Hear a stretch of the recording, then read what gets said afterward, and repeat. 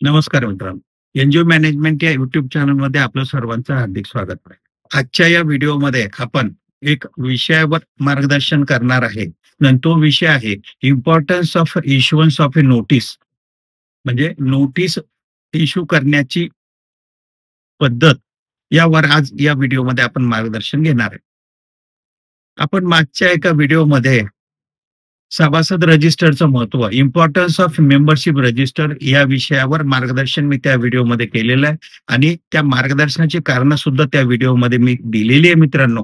आणि असेच आमचे जे व्ह्युअर्स आहेत, सबस्क्रायबर्स आहेत, त्यांच्याकडून जेव्हा आम्हाला काही गोष्टीच्या प्रश्न विचारले गेले, म्हणून त्या प्रश्नाची उत्तरं देण्यासाठीचा आजच्या या व्हिडिओचं आयोजन मित्रांनो मी केलेलं आहे. आपण म्हणाल की आम्हाला सभासद रजिस्टर, नोटीस रजिस्टर, ठराव रजिस्टर याबाबत कल्पना आहे. परंतु नोटीस रजिस्टरचं काय महत्व असू शकतं, ते मी आज या व्हिडिओमध्ये तुम्हाला सांगणार आहे. नोटीस रजिस्टरचं महत्व असं आहे, की नोटीस आपण जी इश्यू करतो, तर ती जी नोटीस आहे ती प्रॉपर इश्युअन्स ऑफ नोटीस झाली पाहिजे. नोटीस ही प्रॉपर इश्यूड झाली पाहिजे. आणि मग त्याच्यात काय चुकी होऊ शकते मित्रांनो, नोटीस इश्यू करण्यामध्ये काय चुका होऊ शकतात? आता तुम्ही सभा घेता, म्हणजे ती सभा त्या नोटीसने तुम्ही बोलवलेली असते. मग मग त्या नोटीस बोलवण्यामध्ये तुमच्याकडून काय चुका होऊ शकतात? तर जे काही चुका झालेल्या आहे आणि त्या चुकामुळे बदल अर्ज सुद्धा रद्द झालेला आहे मित्रांनो. म्हणून ती चूक काय, तर ती आज या व्हिडिओमध्ये मी तुम्हाला सांगणार आहे. मित्रांनो, आपण नोटीस इश्यू करताना जो नोटीसचा फॉर्मॅट तुमच्या समोर असतो, की आपण आपल्या जे ट्रस्ट आहे, त्या ट्रस्टची जी सभा आहे, ती आपण त्या ट्रस्टच्या कार्यालयामध्ये आयोजित करावी करावी. तसेच मग ही जी नोटीस आहे, त्या नोटीसमध्ये तुम्ही नोटीसचं वेळ, स्थळ आणि ठिकाण याची नोंद त्या नोटीसमध्ये आपण दिली पाहिजे. आणि मित्रांनो, ही जी नोटीस आहे, ही नोटीस कोणाच्या सहीने इश्यू केली पाहिजे, तर ते आपल्या घटना आणि नियमावलीमध्ये दिलेलं असतं. म्हणजेच काय, की आपली जी नोटीस आहे ती according to our memorandum of association and rules and regulation ती इश्यू झालेली पाहिजे. म्हणजे घटनेमध्ये कोणाला अधिकार दिले, who is in power to issue the notice, तर त्यांच्या तिथं सह्या पाहिजे.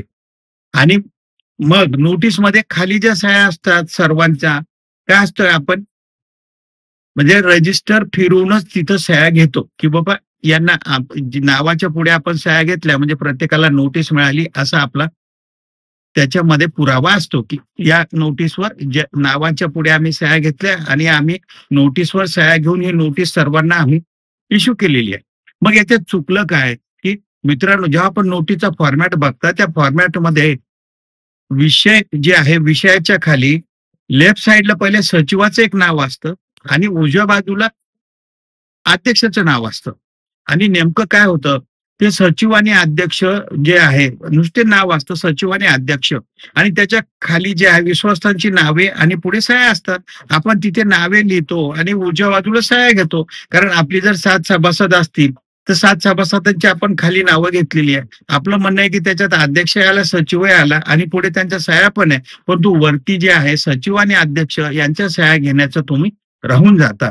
म्हणून मित्रांनो, जर असं झालं, त्यांच्यावर सह्या जर तुम्ही घेतल्या नाही आणि तशी जर ती नोटीस तुम्ही इश्यू केली, तर ती नोटीस इनव्हॅलिड समजली जाते. आणि अशा इनव्हॅलिड समजलेल्या नोटीसनी जी काय तुम्ही सभा कॉल करता, त्याचा जो ठराव घेता, तो ठराव सुद्धा इनव्हॅलिड होतो. आणि म्हणून मग अशी नोटीस आणि ठराव जी इम्प्रॉपर इश्युअन्स ऑफ नोटीस झालेली आहे, त्याप्रमाणे जो बदल अर्ज साहेबापुढे आलेला आहे, मग साहेबांच्या एक फायडिंग त्याच्यामध्ये येतं, की notice not issued by a improper person who has been empowered to issue the notice. Neither issued by president nor signed by secretary. Hence the said notice is invalid. आणि हा असा बदल अर्ज जो आहे, तो बदल अर्ज आपला रद्द होतो. म्हणून मित्रांनो, आपण काळजी घेतली पाहिजे, की ही नोटीस जी आपण काढतो, तर ती नोटीस काढताना आपण ही प्रॉपर नोटीस इश्यू झालेली पाहिजे. प्रॉपर नोटीस इश्यू करण्यासाठी तुम्ही काय केलं पाहिजे, की तुमच्या घटना नियमावलीमध्ये कोणाला अधिकार आहे नोटीस काढायचा, त्यांच्यावर सह्या झाल्यात का नाही, त्या काळजीपूर्वक पाहणं गरजेचं आहे. आणि त्यांच्या सह्या झाल्या असतील तर that will be a notice issued by proper empower person. म्हणजे who is empowered to call the meeting that has been given in memorandum of association and rules and regulation. त्यांच्या तिथं सह्या पाहिजे.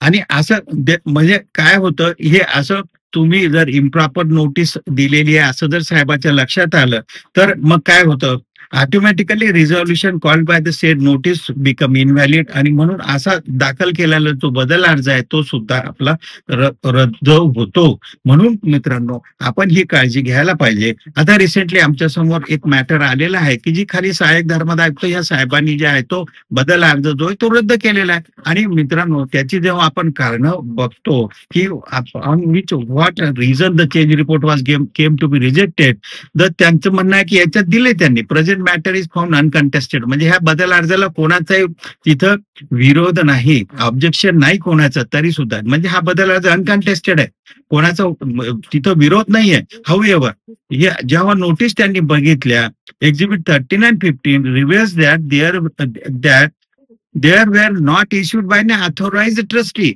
as per constitution of the trust, which is filed at exhibit 10 and clause number 13 and 15. The president is empowered to call any meeting of the trust by issuing the proper notice. However, aforesaid notice were were neither signed by the president nor issued by the secretary of the trust.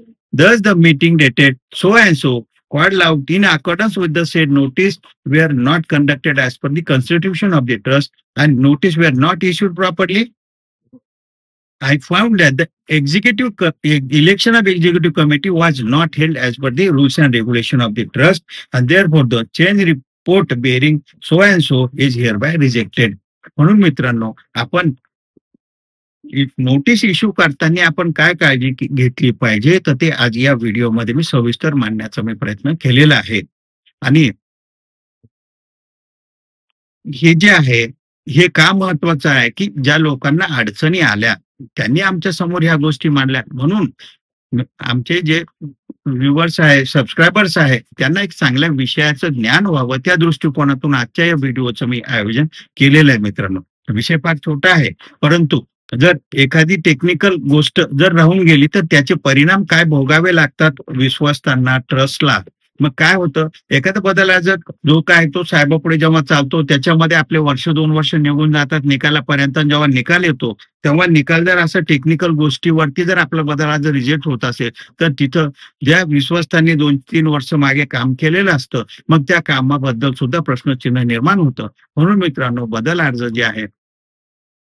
अर्ज दाखल करताना, निवडणुका घेताना आपण आपल्या लागणारी जी गोष्ट आहे, सभासद रजिस्टर आहे, नोटीस आहे, ठराव आहे, तर ते प्रॉपर कसे होतील त्याची आपण काळजी घ्यावी.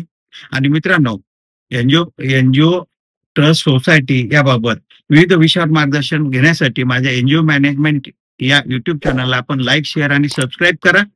आणि बेल आयकॉन बटन दाबायला विसरू नका, जेणेकरून नवीन विषयावरचे व्हिडिओ आपल्यापर्यंत लवकरात लवकर पोहोचण्यासाठी मदत होईल. धन्यवाद मित्र.